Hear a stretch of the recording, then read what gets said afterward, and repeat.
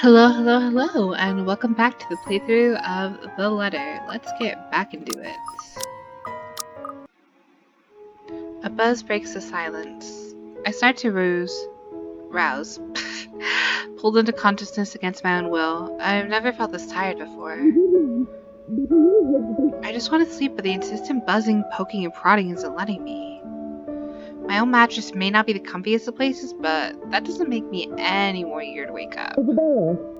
5 more minutes, Becca.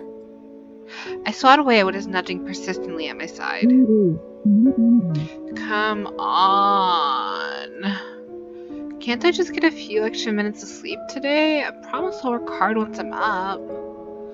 A hand lightly taps my cheek and something cold is suddenly being pressed at the back of my head. The icy sensation slowly spreads throughout the area, giving me an uncomfortable feeling. Isabella? Stop. Can you hear me? Isabella? The fog immediately lifts from my mind, and the moment I recognize the voice and my eyes snap open. There, looking down at me, is Rose. Another woman loiters beside her, and my attention is too focused on my co-agent to even ask why there's someone else with her. Rose's posture just screams worry, although she's keeping a straight face, or trying at least. I can't help but feel bad for making her fret. A wave of dizziness washes over me as soon as I try to get up, forcing me to lie back down again. Luckily, the feeling subsides after a few seconds, until only a mild throbbing somewhere at the back of my head remains.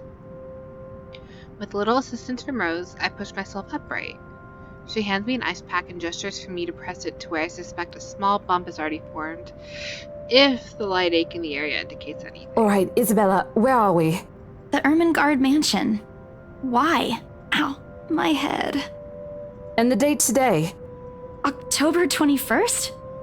Rose. Last one. Can you count to 15 in reverse order?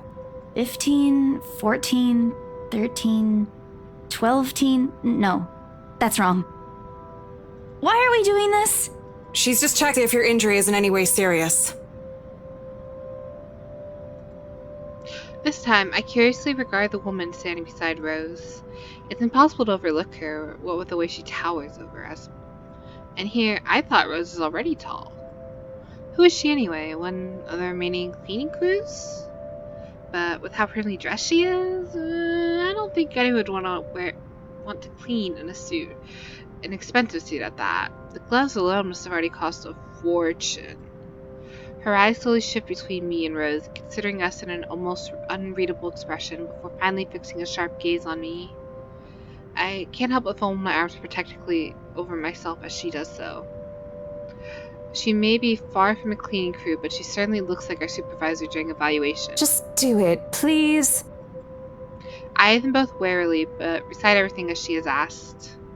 Rose releases a breath of relief once I'm done. You scared me for a moment there. I was about to call for an ambulance. Are you alright? Exasperation soon replaces the dull ache. The memory is a little fuzzy, but the attic? And... There was someone, Rose. In the attic. Someone? You mean a client? Oh, that's unlikely. It's probably just one of the cleaning crews. The boss sent a few of them back this morning for some last-minute... No, not any of those. I'm not actually sure. Wait, didn't I call you? You said you were in the attic when you answered. That's why I went there in the first place. Both Rose and the lady look at me like I've just grown another head. Did I say something weird? Rose quickly casts an apologetic smile at the woman before the awkward silence stretches on further. It's her saleswoman smile, the same one she taught me back when I was still her trainee. I should show this to troublesome clients, or just to avoid trouble in general, she advised. It's also the same one she gives me when I've done something particularly absurd that may cause us to lose a potential sale. Her eyes are serious when she turns back to me. She takes both my shoulders, gently squeezes it. Oh, excuse me. And with as much patience as she can muster. As much as I'd love to have gotten at least a heads up of your arrival, I didn't really get a call from you. You know, signal here is absolutely horrendous. I was in the garden earlier and couldn't even make a single call. Isabella, I'm going to ask again. Are you really alright? What happened? Bitch, does she look alright? I don't know. It's all a bit blurry. I remember I was looking for you, but you weren't in the attic. And there's whoever it is. Then I must have tripped on a rug or something on the way down. Oh no. Do you think someone came in while you were out?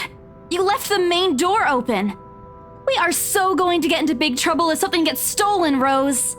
Perhaps it is a concussion. See, Are you sure you feel fine? We could still call for an ambulance. I could cover for you. No, I'm fine. I'm okay, Rose. I can work. wait. Hold your horses, Rose. I can't dismiss an important sale because of a minor bump in the head. An extremely minor bump. I've had worse when I was a kid. This is nothing. Besides, if I leave, you'll have to shoulder everything in the open house, alone. And in a mansion this big? Well, there's also the part where I may lose that bonus BRC promise, but that's completely beside the point. Rose gives me a skeptical look when I return the cold compressor and push myself off the floor. I have to use the staircase's railings to steady myself, but otherwise I feel fine. See? I'm A-okay. The two of them exchange a worried glance, and Rose assumes a contemplative look. I bite my lower lip in anticipation. If she says no... All right, you in. A smile threatens to slip out for me. But if I see that you aren't feeling well, I'm taking you personally to the nearest clinic to have you checked. Clear? Clear as day, ma'am. Thanks, Rose. You insisted. But remember what I said. First sign of you looking not okay, and we're off. No questions asked. It's just a small bump. Don't worry. You shouldn't downplay these kinds of things. It could be a serious injury for all we know. Suddenly, a small cough sounds against the walls of the foyer, interrupting our banter. The woman is looking expectantly at the two of us, her stare making me shrink back a little on myself. She isn't really intimidating. Well, she is. But not in a scary negative way. Far from it, actually. Her demeanor simply commands an air of sophistication and respect. In a different world, a younger me probably would have wished to be like her. At our lack of response, she coughs again, lifting a well-trimmed eyebrow at me in question. Words get caught in my throat at the sight of it, and Rose, as usual, is swift to catch my blunders. My sincerest apologies, Mrs. Miss McCulloch. Marianne McCulloch. See, where the fuck did she become Irish? Like, I didn't hear it in her last two lines. Like, there was no accent, and now all of a sudden she's fucking Irish? Like, what the fuck? She hands Rose her business card. The words interior designer catch my eyes before my partner flips it over. Oh, probably someone interested in the mansion for its 17th century influences then. I won't hold it against her, though. Despite the hair stain remaining uninhabited for years, the mansion's original fittings and furniture have been kept completely intact and restored to pristine condition. I suppose some people find that trip to the past feeling appealing? After all, with what it offers, this place could have been a haven for people looking to live somewhere with a classic historical charm. Miss McCullough, I'm Rose Cooper, and this is my partner, Isabella Santos. We're just ironing out a few things, but we'll be starting the tour soon enough. In the meantime, we've prepared some refreshments for you in the parlor while you're waiting. If you could please... Thanks. There's no need for it, though. I just dropped by for a quick survey of the place. I thought I should check the estate before I meet with the homeowners. Rose's confusion is impossible to miss when she glances at me, and I return it with an equally perplexed look. And against my better judgment, I blurt out the first question that comes to mind. I'm sorry. Homeowners? I should have kept my mouth shut, as a flash of irritation crosses her face, but it instantly disappears under a mask of professional detachment. Yes. Hannah Wright? She hired me to handle the interior design for their new home. See, the accent just leaves. Like, I don't get it, man. This is the Ermengarde mansion, right? It is, but... She pauses, probably trying to find the right words to fix the awkward situation without offending someone. Suddenly, Rose nudges me with her elbow. We'll check with our supervisor. Those few moments have given me enough time to clear my head of any nervousness or confusion clouding it. It is, ma'am, but we weren't aware the mansion has already been sold. What do you mean? I almost flinch when she turns her gaze on me, but I stand my ground. Besides, it isn't like I haven't dealt with awkward situations like this before. I may screw up at times, but it doesn't mean I haven't learned a thing or two in the 5 years I've worked in the business. The mansion is indeed for sale, ma'am. Today's the open house, in fact. However, we haven't heard anything from the higher-ups that a deal has already been closed for this particular property. Hell yeah, you haven't. If you'd like, my co-agent and me can check with them right now. She nods, seemingly in deep thought after I finish. She appears to be a reasonable person anyway. Given the proper explanation, she'd surely understand. I thought something looked odd. Excuse me, I need to call my secretary. Thank you for your assistance, Miss Santos. With a slight wave of her hand, she leaves us. That seems to be the end of it. Both Rose and I breathe a sigh of relief. Disaster averted. I also don't miss the thumbs up she gives me for doing a good job, and I can't help but swallow pride. Still, I've already prepared myself to dial the number to our Luxborn office and check even if she doesn't ask for it. I'll be very frustrated if for some reason something has already been decided without my or Rose's knowledge. That's a whole new level of unfair. We've been working hard on this. Moments later, Miss McCullough returns, looking a little frustrated, but with an apology clear on her face. I feel a little sorry for her having to go through all this trouble. There seems to have been a little misunderstanding with my client. If you'll allow it, I'd like to stay and wait for them here. I was informed they'll be dropping by for the open house today. I figured it'd be a waste to just leave after that long drive. I might as well meet him here. Certainly. You could stay at the parlor in the meantime, ma'am. I'm sure it won't be long before our guests arrive. See, and the accent just comes back And Isabella? I left a few documents in my car. You know where I keep those. Can you please get it for me? Do I though? Do I really know? Rose takes a glance at her wristwatch before tossing me a set of keys. And hurry! We've still got a few minutes to double check those papers. Okay, got it. The two of them disappear behind the parlor's door. Their departure brings with it a stillness to keep me company, neither welcoming nor comforting. Alone like this, it's impossible not to think of what really happened. I wish the memory isn't as elusive as it normally is. Then again, Rose already said she didn't receive any calls from me. Was it just paranoia, a temporary lapse after having heard all those tales about this place? Probably. I want to think of it as such. Better to think of it as such so I can work in peace. Mistake number one. I've watched too many horror movies to know where this is going. Except, a small part of my mind begs to differ, and if I'm going to be completely honest with myself, I want nothing more than to leave this place as soon as possible. I don't know what's in this house, and I don't want to.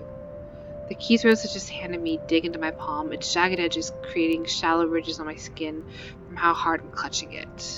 It's a reminder of what I still need to do and why I've taken this job in the first place. Hugging my blazer closer to my body, I exit the house to get what Rose has asked of me. Girl, get that bread, get that head, then leave. Although in this case, just get the documents and peace out. Just a few more hours, Isabella. Sell the house, get the money. You see?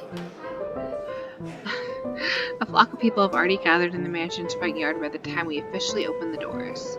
I'm not sure whether to feel baffled or underdressed standing in their presence.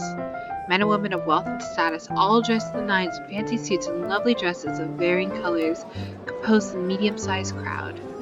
The neck's arms and fingers are adorned with silver and gold, glinting in the afternoon sun.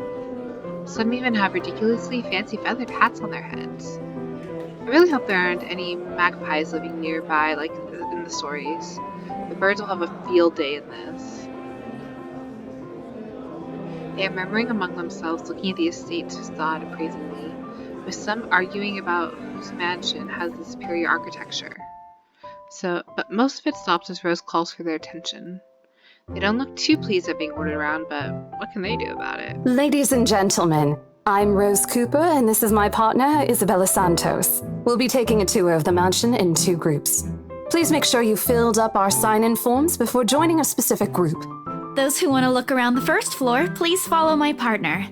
I'll be guiding the ones who wish to see the ground floor. Hearing this, a few wondered at me. They are mostly old ladies who seem daunted at the idea of climbing all those stairs. Miss McCullough also joins our group, but what really catches my eye is the elegantly dressed pairs as she approaches. He looks like Malfoy, like Draco Malfoy. She looks like Daphne. Huh? Pretty sure there's fanfiction about that somewhere. There has to be. It's so nice to finally meet you! When Chief Inspector Lee mentioned that a famous interior designer is in town, I knew I had to get you! Your confidence in my skills is very flattering, ma'am. I'm sure you won't disappoint, Marianne. What the fuck is that? I'm sure you won't disappoint, Marianne. Oh, Jesus Christ, what is that voice? I love it. It just sounds so creepy. Like, it fits the aesthetic. But why? Why do I have to do my voice so dirty? Oh, you know each other? Not at all, ma'am. You mentioned something about a Marianne on our way here, darling? Okay, his voice is better now, but... Oh, yes, I think I did. Yes. It must be the client she was talking about. I might have seen their faces somewhere before. Some magazine or the television. I can't quite remember. But then again, most of our guests have likely ended up on the news one way or another. I wouldn't be surprised if these two already have. For people who are popular, though, they aren't dressed as loudly as the others, and in their simplicity, the couple stands out. The woman in particular is stunning enough to turn the heads of most people in my group, especially the men with wondering eyes. The guy standing beside her doesn't seem to mind, though. And if I'm going to be a bit bold with my assumptions, I say he's basking in the attention. Both of them, in fact. I think they're brother and sister if it wasn't for the public display of affection. The matching rings on their fingers just cement the fact that they are indeed a couple. Whatever. Couple or not, what's important is that we get the deal closed before the current owners can even think of canceling the listing. I just hope one of the people in my Rose's group is brave and generous enough to buy this mansion. And so, with papers in my hand, I lead the way. When they are whispering among themselves or going ooh and ah over one thing or another, they ask questions. From how the restoration process went to the history of the place, I answer them all, more than happy to talk about the art pieces and architecture mostly. However, I'm careful not to mention anything about the urban legend, as you shouldn't. Not a good material for sales talk, even if the entire population of Luxembourg knows about it. Some of the furnishings here are actually the 17th century originals, all of which have undergone a painstaking restoration process just to return its original beauty.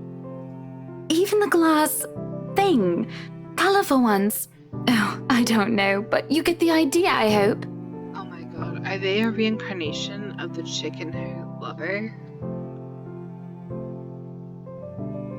Because she looks like her, and he looks like, oh my god, that's a reincarnation of them? Dang, called it. I didn't, but you know. Especially that one, ma'am. It is said to be a gift commissioned by the fiancé of Lady Charlotte Ermengarde. The mansion's current owners have specifically requested that the restoration crew take great care in handling it. It's a priceless work of art and the most distinctive feature of the mansion. By the time I stop talking, her attention is already elsewhere. Isn't this place wonderful, darling? I told you it's not a total waste of your time. I don't know. Isn't it a bit too small? We might have to break a wall down to have more room. Bit too small, what the... Well, I think it is just right. Don't you think so, Marianne? It is splendid, ma'am. But isn't it a little too early to make plans when no deal has been signed yet? Never mind that. It isn't going to be a problem. We've got a wonderful legal team to handle everything. Start taking notes, though. I think I've got a few things I want changed before we move in. The rest of the conversation gets lost in the chatter of our companions. I don't want to make any assumptions yet, but their interest is enough to give me some semblance of hope. But please let these guys be the one. Eventually, our group reaches the kitchen. Much like the rest of the house, a great deal of effort has been put in retaining the room's classical appeal. The open hearth at the end of the room in particular looks amazing, like the ones I've seen only in fairy tale books. And mad props to the cleaning crew. Seriously, after overhauling hundreds of their complaints about the soot and tar staining the bricks, and how much of a pain in the arse cleaning this will be, they still managed to pull this off. Or make it look presentable, at least. The highlight of the room, however, is what's underneath this hatch here. Oh, don't say anything yet! An underground wine cellar! This is the first time the guy in gray speaks up, Mr. Luke Wright, my memory supplies from the forms they signed earlier. His sudden attentiveness catches me off guard. Since the start of the tour, only his wife had shown any form of genuine interest in this place. But this time, something lights up his eyes in the mention of an undercroft. What's so interesting about a basement? I really don't understand rich people sometimes. Okay, it's not a basement, it's a wine cellar. I think, I don't know. That's what he called it. I'm gonna trust him. Right now, he just gives me the impression of a child who has seen what he absolutely wants for Christmas. I've always found it cute whenever I see children act that way, my younger siblings especially. On a grown man, it's almost funny.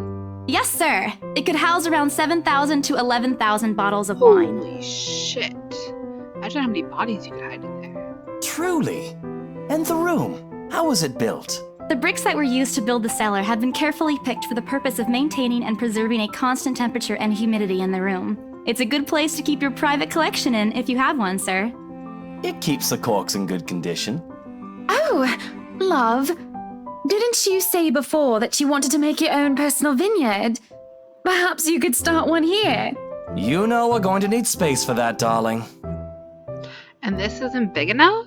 If it's space you're worried about, sir, the Ermengarde mansion sits on a 46-acre lot. There's plenty of room for it. We were told that the original owners had a horse stable built here before, too. There's a contemplative expression on Mr. Wright's face, but he doesn't say anything further. His wife, however, seems really pleased that he started to show interest, if only a little. I smiled to myself. I may not completely understand how these people's minds work, but I sure as hell know how to spot a buyer with sincere interest. Score! I can't wait to tell Rose. The rest of the tour goes by without a hitch. After more than half an hour, we're able to cover almost every room on the ground floor and are heading to the parlor. Funny, the first time BRC had us survey the property, I kept complaining to Rose how big it is. Now I can't even bring myself to care no matter how much my feet hurt. Maybe this was just my excitement over possible sale? When we reach the parlor, however, an odd feeling washes over me. It starts off as small.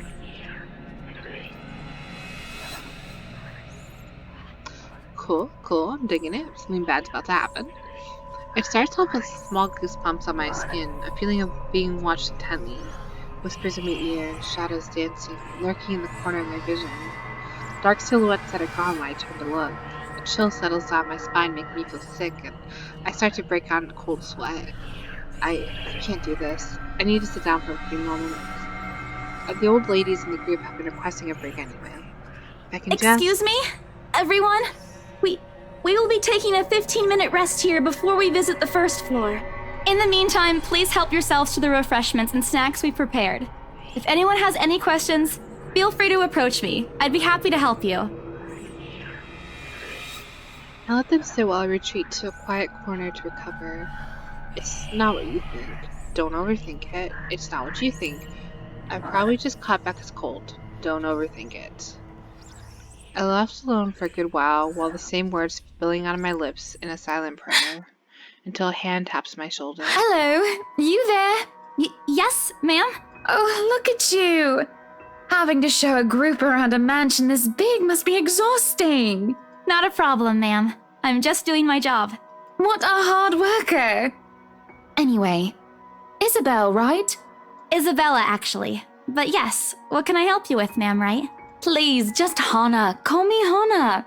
I just wanted to ask, how soon are we able to move How in? it changes from Mom Hannah to Ma'am Wright to Mom Hannah. So just like Hannah Wright or Hannah. My brain completely stops. The sick feeling plaguing me suddenly gone, replaced by utter bewilderment. Is this a joke? She looks at me expectantly as I struggle to come up with an answer. Wait, ma'am, you see, But we haven't even negotiated a price yet, ma'am. We haven't even finished touring the rest of the mansion. A sale would be great and all, but... She stops me from speaking any further and puts a hand on my shoulder. For a moment, with a tight smile, she looks as if she's tasted a particularly sour lemon. Oh, please, sweetie, don't insult me. Money is not a problem. And, just between you and me, this place is better off with us than with some old lady who'll probably just fill it up with cats. Oof. I personally don't think there's anything wrong with having cats here, Ma'am Hana. I'm sure there's more than enough space here if you want pets. Perhaps I'm still not feeling well, but really, what's wrong with cats? Exactly, what is wrong with cats? More importantly, why is she talking about moving in already? Well, I'm more of a dog person. But you see, this is going to be a gift to my darling. It's going to be our anniversary soon. Oh, to be rich and just be able to buy a house as an anniversary gift. Goals. And it would be so wonderful if you can secure its purchase for us. Why, I can even offer something extra if you help us out with the paperwork. We actually have a process for this, ma'am. I don't really think that would be necessary or appropriate. And just what are you two lovely ladies talking about here? Leaving me and our lovely interior designer to talk here by ourselves. What would the people think, darling? Oh, it's just small talk, love. I was asking if she could help me with the paperwork. I try not to wince when her nails dig into my shoulder. I can't help but send an imploring look at Miss McCullough, who only gives me an apologetic smile and a shrug. Yeah, I can give you a fact sheet and a form to fill out. She wastes no time in taking the papers from my hand and shuffles through the bunch. Oh man, Rose is gonna be so angry at me for letting her do that. Wonderful. And Marianne, I'd really love to talk to you about those changes. You took some notes earlier, yes? I did, Mom. But I really hope that this time... Excellent. Hopefully you can help us out too, Isabel. Isabella. Right. It's a lovely name, Isabel. It's Isabella. Yes, that's great. We'll be more than happy to put in a good word to your superiors too, and what's this? A look of confusion and disgust appears on her face. Turning to her husband, he merely shrugs in reply. That's, an interesting work of art. Not to my taste, though. I'm sorry. Darling, Buttercup, art is a complete overstatement for this garbage. It looks like a cheap prop from a D-list horror film. Shush, love. Let the girl do what she pleases with, what do they call this? Oh, forget about it. At the very least, it's not as dreadful as the one art exhibit I was forced to attend last month. You should have seen it, Marianne. Even you would have been appalled. But I'm sure you'll know what to do with our walls once we get started. I highly doubt it is as bad as you say, Ma'am. Nevertheless, you can be assured that my team will only pick whatever suits your tastes. Nothing of this chain letter sort, of course.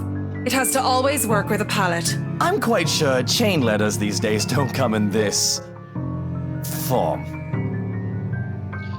Oh my god, it's the letter, isn't it? It's my turn to be puzzled. What do they mean? Rose and I double-checked everything. Are the papers handed not enough? I want to ask what I did wrong, but I don't want to mess this up. But the way Ma'am Hana leading the conversation, I'm afraid that's exactly what would happen if I do interrupt her. That's good to hear. See, darling, isn't she an absolute delight to work with? I can't wait to see how this place will look when she's done with it. Oh, you don't have to tell me that, Buttercup. A smile's back on her face when she turns to me and hands me a strange piece of paper. I would still put it away if I were you, though. Otherwise, people might get the wrong impression. Anyway, as I was saying... I don't hear the rest of what she says after that. I can only stare down at the paper, at the letter in my hands. The sides crinkle in my grip and my breathing grows labored.